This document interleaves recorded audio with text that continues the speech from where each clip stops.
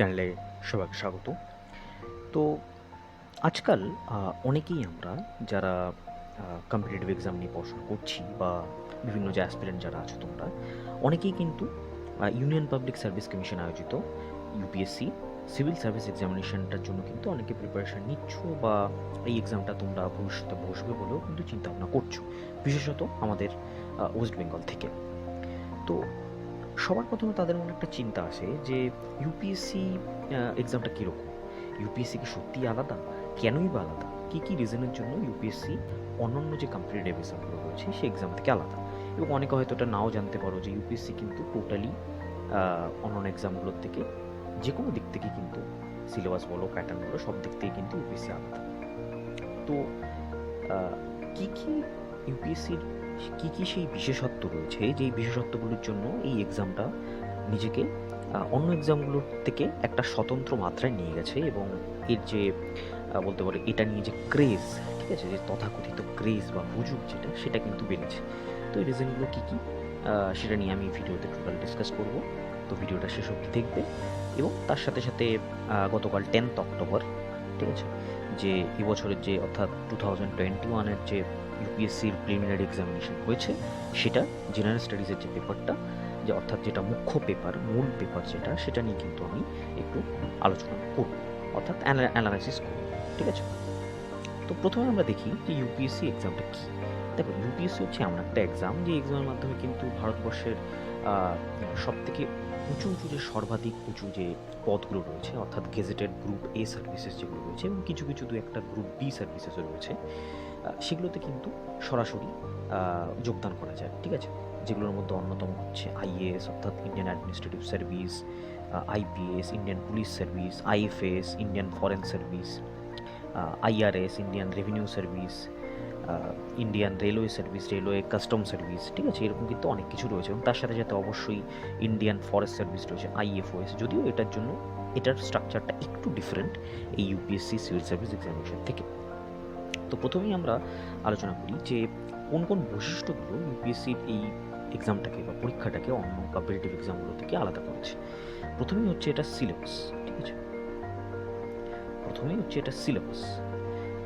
Syllabus কি? ইউপিএসসির syllabus তোমরা জানো যে ইউপিএসসির বেসিক সিলেবাস কী রয়েছে। ইউপিএসসি সাধারণত সিলেবাস এবং প্যাটার্ন, অবশ্যই প্যাটার্ন, ঠিক আছে, ভাস্ট প্যাটার্ন, এক্সাম প্যাটার্ন, এটা কিন্তু এই এক্সামটাকে অন্য এক্সামগুলো থেকে আলাদা করেছে। তার রিজনটা কি? তার রিজন হচ্ছে সিলেবাস। এটা জানোই তোমরা, ইউপিএসসি ওয়েবসাইটে গিয়ে দেখবে যে একটা হিউজ সিলেবাস রয়েছে, যেখানে তোমার হিস্ট্রি থেকে শুরু করে জিওগ্রাফি, পলিটি, ইন্টারন্যাশনাল রিলেশন থেকে শুরু করে art and culture, ethics, integrity সব কিছু পড়তে। এবং তার সাথে সাথে ভাস্ট প্যাটার্ন, অর্থাৎ হিউজ একটা প্যাটার্ন। যেরকম প্রিলিমস কিন্তু তোমার 400 মার্কসে হয়, মেইনসে কিন্তু তোমার টোটাল 1750 মার্কসের মেইনস হয়, তার সাথে তোমার 600 মার্কসের কম্পালসারি পেপার থাকে এবং তার সাথে 275 মার্কসের ইন্টারভিউ থাকে, অর্থাৎ পার্সোনালিটি টেস্ট থাকে। তো এত কিছু মিলে কিন্তু একটা বিশাল বড় দক্ষ যজ্ঞ বলতে পারো সেই ভাষায়, ঠিক আছে। তো সে কথা থাক। প্রথমে আমরা যেটা ডিসকাস করবো আজকে সেটা হচ্ছে যে প্রিলিমস। যেহেতু প্রিলিমস হচ্ছে ইউপিএসসিতে, ইউপিএসসি পরীক্ষা দিয়ে ইউপিএসসি ক্র্যাক করে জব পাওয়ার ক্ষেত্রে প্রথম ধাপ। এই প্রথম ধাপ তুমি যদি বা স্ক্রিনিং বলতে পারো এটাকে, মেইন স্ক্রিনিং বা আর্লি ফার্স্ট স্টেজ স্ক্রিনিং বলা হয় এটাকে। তো এই ধাপ যদি তুমি পেরোতে না পারো তো অবশ্যই তুমি তোমার যে দক্ষতা রয়েছে, তোমার লেখনির দক্ষতা বা তোমার অপশনালের দক্ষতা বা তোমার ইন্টারভিউর দক্ষতা, সেটা সম্বন্ধে কিন্তু তুমি কিছুই করতে পারবে না, ঠিক আছে, আনফর্চুনেটলি। তো চলো দেখা যাক। প্রথমে আমি ডিসকাস করবো যে কোশ্চেন। দেখো, সাধারণত আমরা যে কম্পিটিটিভ এক্সামগুলো দিই সেখানে কিন্তু সাধারণত স্ট্রেট ফরওয়ার্ড কোশ্চেন আসে, ঠিক আছে। যেরকম what is the tallest structure, tallest building in the world. তো কোনো একটা অপশানে থাকবে বুর্জ খলিফা, ঠিক আছে। তো এরকম কিন্তু স্ট্রেট ফরওয়ার্ড কোশ্চেন কিন্তু ম্যাক্সিমাম লেভেলের যে এক্সামিনেশনগুলো হয়, আমি জেনারেল স্টাডিজ বা জেনারেল নলেজের কথা বলছি, আমি ম্যাথামেটিক্সের কথায় যাচ্ছি না, ম্যাথামেটিক্স, রিজনিং, ইংলিশ এগুলোতে যাচ্ছি না, বিকজ ইউপিএসসির জিএস পেপারে কিন্তু অনলি জেনারেল স্টাডিজ থাকে, ঠিক আছে। কিন্তু ইউপিএসসির কোশ্চেন প্যাটার্ন কিন্তু একটু ডিফারেন্ট। এখানে কিন্তু সাধারণত স্টেটমেন্ট বেসড কোশ্চেন। ফার্স্টে আমি কোশ্চেনের প্যাটার্ন নিয়ে ডিসকাস করব। স্টেটমেন্ট বেসড কোশ্চেন, ঠিক আছে। কোশ্চেনের প্যাটার্ন কীরকম, কোথা থেকে কোশ্চেন আসছে, কোন টপিকের উপর কোশ্চেন করছে, কোশ্চেন অ্যানালিটিক্যাল হচ্ছে নাকি কোশ্চেন ফ্যাকচুয়াল হচ্ছে, সেসব দেখার আমার দরকার নেই। আমি জাস্ট প্যাটার্নটার উপর ডিসকাস করব যে তুমি অ্যাজ এ অ্যাসপিরেন্ট যদি ফার্স্ট টাইম ইউপিএসসি পেপারটা নিয়ে বসো, তো ওটা দেখে তোমার কী মনে হতে পারে বা কী কী ডাউট থাকতে পারে সেটা নিয়ে আমি ফার্স্টে কিন্তু বলবো। তো দেখো, এটা হচ্ছে 2021-এর পেপার, অর্থাৎ 10th অক্টোবর যেটা হয়েছে। তো 2 নম্বর কোশ্চেনটা দেখো কি বলেছে, কনসিডার দ্য ফলোয়িং স্টেটমেন্ট। এই যে এটা হচ্ছে that is called statement based question. তোমাকে দুটো স্টেটমেন্ট দেওয়া হবে, 1 আর 2, কোনো কোনো ক্ষেত্রে মানে একটা, সাধারণত 2 বা 3টে স্টেটমেন্ট থাকে, 4টেও থাকে। হাইয়েস্ট এখন অব্দি 7টা স্টেটমেন্ট এসেছিল, যেটা কিন্তু 2018 এসেছে। 2018 পেপারে কিন্তু 7টা অব্দিও স্টেটমেন্ট এসেছে, ঠিক আছে। তো স্টেটমেন্ট বেসড কোশ্চেন কীরকম হয়, কনসিডার দ্য ফলোয়িং স্টেটমেন্ট। দুটো রয়েছে, the Montagu James vote reform of 1919 recommended granting voting rights to all the women above age 21। আর 2 নম্বরে আছে কি, the government of India act of 1935 gave women reserve seats in legislator, ঠিক আছে। তো দেখো, সর্বপ্রথম কী মাথায় আসে তোমার, যে এটা এমন টাইপের কোশ্চেন, নর্মালি এমসিকিউতে কী হয়, আমাদের যে কোনো একটা জিনিস সম্বন্ধে জানতে হয়, এখানে কিন্তু তোমাকে দুটো জিনিস সম্বন্ধে জানতে হচ্ছে। তাহলে তুমি ভাবো, যেই কোশ্চেনে 4টে বা 5টা স্টেটমেন্ট থাকবে, সেক্ষেত্রে তোমাকে 4টে বা 5টা জিনিস সম্বন্ধেই জানতে হচ্ছে। মানে একটা কোশ্চেন করার জন্য তোমাকে কিন্তু 2 বা ততোধিক জিনিস সম্বন্ধে কিন্তু কনসেপচুয়াল ধারণা থাকা প্রয়োজন, ঠিক আছে। কনসেপচুয়াল ধারণা ছেড়ে দাও, ধারণা থাকা প্রয়োজন তোমার, তাহলেই কিন্তু তুমি এটা সলভ করতে পারো, ঠিক আছে। তো দুটো স্টেটমেন্ট দেওয়া থাকে, তারপর বলা থাকে যে which of the statement given above are correct. এটা কারেক্ট না এটা কারেক্ট, নাকি দুটোই কারেক্ট না দুটোই না, ঠিক আছে। এরকম টাইপের কোশ্চেন কিন্তু দেওয়া হয়ে থাকে। স্ট্রেট ফরওয়ার্ড কোশ্চেনও হয়, ইউপিএসসিতে অবশ্যই হয়, বাট স্ট্রেট ফরওয়ার্ড কোশ্চেন সাধারণত এই যে যেরকম 1 নম্বর আর 3 নম্বরের কোশ্চেনগুলো, এগুলো কিন্তু সাধারণত একটু কঠিন টাইপেরই হয় কোশ্চেন, ঠিক আছে। যেরকম দেখো, আরেকটা স্টেটমেন্ট মানে তোমার স্টেটমেন্ট কনক্লুশন বেসড কোশ্চেন হয়, সেটা হচ্ছে যে তোমার 4টে স্টেটমেন্ট দেওয়া থাকে, ঠিক আছে, with reference to 8 August 1942 in Indian history. এই যে 3 নম্বরের কোশ্চেনটা, তো এখানে 4টে স্টেটমেন্ট দেওয়া আছে, কোনটা ঠিক হবে, ঠিক আছে। এই জিনিসগুলো কিন্তু দেওয়া থাকে। তো স্টেটমেন্ট বেসড কোশ্চেন কিন্তু তুমি প্রচুর দেখতে হবে। এরকম এখানে একটা কোশ্চেন রয়েছে, যেটা হচ্ছে তোমার কোশ্চেন নাম্বার 11। তুমি দেখতে পাচ্ছ এখানে কিন্তু 4টে স্টেটমেন্ট দেওয়া আছে, ঠিক আছে, 4টে স্টেটমেন্ট দেওয়া রয়েছে। তো এটা হচ্ছে ইউপিএসসির একটা ইউনিকনেস, যে ইউপিএসসি কিন্তু সাধারণত এই টাইপের কোশ্চেন করে, এবং এটা জাস্ট একটা টাইপ। আমি যে স্টেটমেন্ট বেসড কোশ্চেনের কথা বলছি, এটা জাস্ট একটা টাইপ, ওয়ান টাইপ। এরকম করে কিন্তু 7 থেকে 8টা টাইপের কোশ্চেন কিন্তু আসে, ঠিক আছে। মানে স্টেটমেন্ট বেসড, তারপরে তোমার হচ্ছে match the following, chronological order, conceptual question, এসে টাইপ কোশ্চেন, এরকম কিন্তু অনেক ধরনের কোশ্চেন কিন্তু পেপারে আসে। তো সবটাই আমি এক এক করে আজকে বলছি। আমি জাস্ট আজকে কোশ্চেনের টাইপ সম্বন্ধে ডিসকাস করব, নট কোনো ফ্যাকচুয়াল অ্যানালাইসিস, নাথিং। তার কারণ আমি জানি ভিডিওটা যারা দেখছো, অনেকেই হয়তো এই জিনিসগুলো সম্বন্ধে আইডিয়া নেই, তারা হয়তো বললে প্রথমে বুঝবে না। কোশ্চেনটা কীরকম সেটা বোঝা তাদের কিন্তু আগে দরকার, বিকজ যে কোনো পরীক্ষার প্রিভিয়াস ইয়ার কোশ্চেন কিন্তু সবথেকে ইম্পর্টেন্ট সেই পরীক্ষাটা ক্র্যাক করার জন্য, ঠিক আছে। স্টেটমেন্ট বেসড কোশ্চেন তুমি এখানে দেখলে, ঠিক আছে।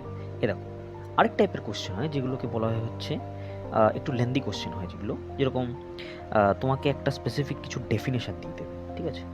মানে আমরা সাধারণত কী করি, আমরা ছোটোটাতে কী শিখে এসেছি, কোনো কিছু একটা যেরকম টিকা লিখতে দিত ছোটোবেলায়, ঠিক আছে। তো তাতে কী থাকতো, সাপোজ ধরো লেটসে ধোলাভিরা, তোমাকে ধোলাভিরা দিল, এখানে যেটা রয়েছে ধোলাভিরা সম্বন্ধে টিকা লেখো, তুমি 2 নম্বরে 4 লাইন 5 লাইন টিকা লিখলে, ঠিক আছে, মেক এ নোট, যেটা বলা হয় ইংরেজিতে। কিন্তু এখানে সেই নোটটা কিন্তু যিনি কোশ্চেন সেটার তিনিই করে দেবেন। তোমাকে সেই নোটটা বা সেই স্পেসিফিক ডেফিনেশন পড়ে বুঝতে হবে যে কোন টপিক সম্বন্ধে বা কোন জিনিস সম্বন্ধে ডিসকাস করা হচ্ছে। এটাও কিন্তু একটা টাইপের কোশ্চেন, ঠিক আছে। তারপরে দেখো, আরেক টাইপের কোশ্চেন হয়, যেরকম ক্রোনোলজিক্যাল অর্ডার, ঠিক আছে। ক্রোনোলজিক্যাল অর্ডার বেস কোশ্চেন হয়, যেরকম দেখো এখানে কিন্তু 6টা স্টেটমেন্ট দিয়েছে, ঠিক আছে। আমি বলছিলাম না 6টা 7টা স্টেটমেন্টও দেওয়া হয়ে থাকে, ঠিক আছে। এরপরে যে কোশ্চেনগুলো রয়েছে, আমি টাইপগুলো এই দেখো, match the following, consider the following fact, কোন পেয়ার্সগুলো ম্যাচ করছে। তো এটা কিন্তু একটা টাইপের কোশ্চেন, ম্যাচ দ্য ফলোয়িং দেওয়া হয়ে থাকে সাধারণত। আরেকটা থাকে হচ্ছে ট্রু ফলস, ঠিক আছে। মানে জাস্ট 4টে স্টেটমেন্ট দেওয়া হয়, সেটার মধ্যে কোনটা ট্রু কোনটা ফলস সেটা তোমাকে বের করতে হয়। যদিও এটা স্টেটমেন্ট বেসড কোশ্চেনেরই মতোই, বাট স্টিল একটু ডিফারেন্ট হয়। দেখো, কনসেপ্ট বেসড কোশ্চেন, যেরকম এখানে কিন্তু ম্যাক্রো ইকোনমিক্স থেকে ইকোনমির একটা শাখা হচ্ছে ম্যাক্রো ইকোনমিক্স আর মাইক্রো ইকোনমিক্স, ঠিক আছে? সরি, এটা মাইক্রো ইকোনমিক্স থেকে কিন্তু কোশ্চেনটা করা হয়েছে। ইকোনমিক একটা টার্ম যেটাকে বলা হয় মানি মাল্টিপ্লায়ার, ঠিক আছে? তো এই টাইপের কোশ্চেন কিন্তু ইউপিএসসিতে হয়ে থাকে, তো তোমাদের কিন্তু সেভাবে প্রিপারেশন নিতে হবে। আর এটাই কিন্তু যেরকম ধরো এখানে আরেকটা দিয়েছে R2 কোড অফ প্র্যাকটিস, ঠিক আছে? R2 কোড অফ প্র্যাকটিস, এটার ডেফিনেশন দিয়েছে, ডেফিনেশন থেকে কোশ্চেন করা হয়েছে। এ দেখো, আবার যেরকম ডেফিনেশন বেসড কোশ্চেন আসে সেরকম টার্মিনোলজি দিয়ে কিন্তু টার্মিনোলজির ডেফিনেশনের উপরও কোশ্চেন আসে। যেরকম এখানে একটা কোশ্চেন দিয়েছে হোয়াট ইজ ব্লু কার্বন, তো ব্লু কার্বনের ডেফিনেশন কি তোমাকে জানতে হবে, ঠিক আছে? তোমাকে যেরকম ডেফিনেশন পড়ে কোন জিনিসের সম্বন্ধে বলা হচ্ছে সেটাও জানতে হবে, সেমভাবে তোমাকে কোনো একটা স্পেসিফিক টার্মিনোলজি দিয়ে সেই টার্মিনোলজির ডেফিনেশন কিন্তু তোমাকে জানতে হবে, ঠিক আছে? তো এটাই হচ্ছে বিউটি ইউপিএসসি। তো এখানে দেখো মূলত স্টেটমেন্ট বেসড কোশ্চেনই তুমি দেখতে পাবে, যে কটা কোশ্চেন আছে মোটামুটি স্টেটমেন্ট বেসড কোশ্চেনই তুমি কিন্তু দেখতে পাবে। আরেকটা কোশ্চেন দেয় যেটা হচ্ছে ক্রোনোলজিক্যাল অর্ডার, ঠিক আছে? মানে ধরো কে আগে হয়েছে, সাপোজ ধরো যেরকম non cooperation 1920, civil disobedience 1930, quit India movement 1942, তো এখানে ক্রোনোলজিক্যাল অর্ডার তোমাকে সাজিয়ে দিতে পারবে, ঠিক আছে? কোনটা সঠিক ক্রোনোলজিক্যাল অর্ডার সেটা বলতে হবে। বাট ক্রোনোলজিক্যাল অর্ডারের ক্ষেত্রে কিন্তু একটা সমস্যা আছে, যেটা হচ্ছে ইউপিএসসি কিন্তু যে ক্রোনোলজিক্যাল অর্ডারগুলো দেয় সেটা কিন্তু সাধারণত খুব গায়ে গায়ে হয়, মানে একদমই গায়ে গায়ে হয়, ঠিক আছে? মানে ধরো হিসাব মতো মাস বা বছরের ডিফারেন্স থাকে এরকম, নট যে নন কোঅপারেশন 1920-তে 10 বছর পরে সিভিল ডিসওবিডিয়েন্স, তার 12 বছর পরে তোমার কুইট ইন্ডিয়া, এরকম কিন্তু নয়, ঠিক আছে? তারপরে দেখো কজ এফেক্টের উপরে কোশ্চেন করে, ঠিক আছে? কজ এফেক্ট টাইপ কোশ্চেন, মানে কোনো কিছু একটার কজ দিয়ে দিল, সেটার এফেক্ট কী হবে, এই যে কজ এফেক্ট কোশ্চেন। তো এই টাইপের কিন্তু মানে কোশ্চেনের জাস্ট এটা দেখো, তুমি জাস্ট কোশ্চেনের স্পেসিফিক টাইপটা দেখো।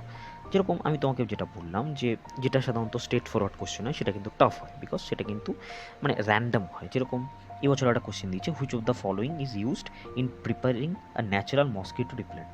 মসকিটো রিপেলেন্ট কীভাবে প্রিপেয়ার করা হয়, কিসের মানে কোনটা ইউজ করা হয় মসকিটো রিপেলেন্ট করার ক্ষেত্রে, ঠিক আছে? তো এটা কিন্তু তোমাদের বলতে হবে, এটা কিন্তু পুরোপুরি random question, because mosquito repellent তো কোথাও সাধারণত আমরা সেরকমভাবে পড়ি না, ইভেন নট ইন কেমিস্ট্রি। তো এইভাবে কিন্তু কোশ্চেন করবে।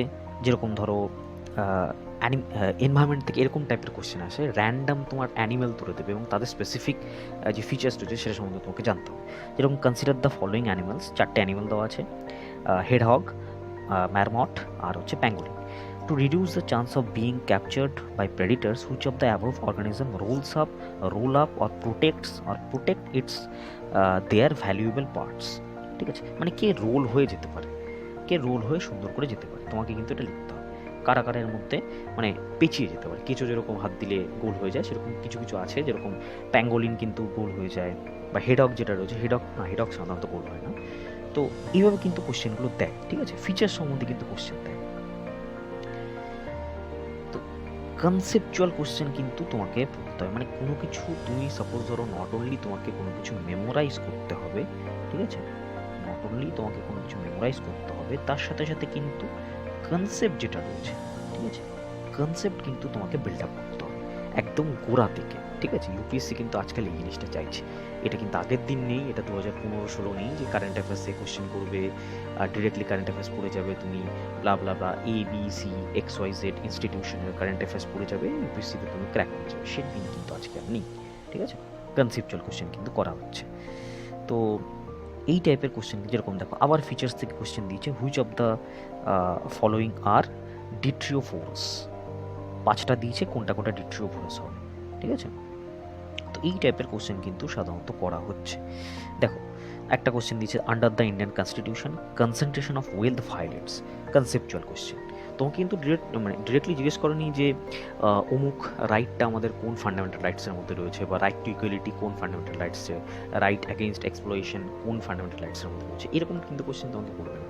তোমাকে কিন্তু এখানে একটা কনসেপ্টে কোশ্চেন করেছে যে under the Indian constitution concentration of wealth violate, মানে আমার কাছে সম্পদের যে সম্পদ ঘনীভূত হওয়া সেটা কোন জিনিসটাকে ভায়োলেট করছে, কোন আর্টিকেলকে ভায়োলেট করছে বা কোন জায়গাটাকে ভায়োলেট করছে, ঠিক আছে? তো পলিটি তুমি কনস্টিটিউশন তোমার যদি ভালো মতো মেমোরাইজ, নট অনলি মেমোরাইজ, তোমার যদি কনসেপ্ট না থাকে কনস্টিটিউশনের পরে তুমি কিন্তু করতে পারবে, ঠিক আছে? তো এইভাবে কিন্তু কোশ্চেনগুলো করা হয়। আমি দেখো, যেটা ট্রু ফলস কোয়েশ্চেন, দেখো এটা হচ্ছে true false question, statement 1 and statement 2। এটা একটা নতুন ধরনের কোয়েশ্চেন, যে দুটো স্টেটমেন্ট দেওয়া থাকে, consider the following statement, which one of the following is correct in respect to above statement. তো দুটো স্টেটমেন্ট দেওয়া আছে, দুটো স্টেটমেন্টের মধ্যে কোনটা কারেক্ট কোনটা ইনকারেক্ট হবে, ঠিক আছে? এই টাইপের কিন্তু কোয়েশ্চেন হয়ে থাকে। তো আশা করি তোমরা মোটামুটি একটা মানে ওভারঅল একটা আইডিয়া তোমাদের আসলো কোশ্চেন সম্বন্ধে। এবার পরবর্তীকালে এটার আমি ডিটেইল ডিসকাশন করব। জাস্ট অল্প সময় হয়েছে, প্রিলিমস হলো আজকে, কালকে। তো আমি ডিটেল ডিসকাশন করব, চ্যানেলে নজর রেখো, চ্যানেলটা সাবস্ক্রাইব করে রাখো। বাংলাতে কিন্তু একেবারে পুঙ্খানুপুঙ্খ 1 থেকে 100টা অব্দি যে কোশ্চেন আছে, এবং তার সাথে সাথে সিস্যাটও, এটার যে আরেকটা পেপার হয় সিস্যাট, সেটারও কিন্তু অ্যানালিসিস তোমরা পেয়ে যাবে, ঠিক আছে? তো ধন্যবাদ ভিডিওটা দেখার জন্য। আর কোশ্চেনের যে লিঙ্ক রয়েছে, কোশ্চেনের পিডিএফটার লিঙ্ক, সেটা আমি ডেসক্রিপশন বক্সে কিন্তু দিয়ে দেবো, ঠিক আছে? ধন্যবাদ।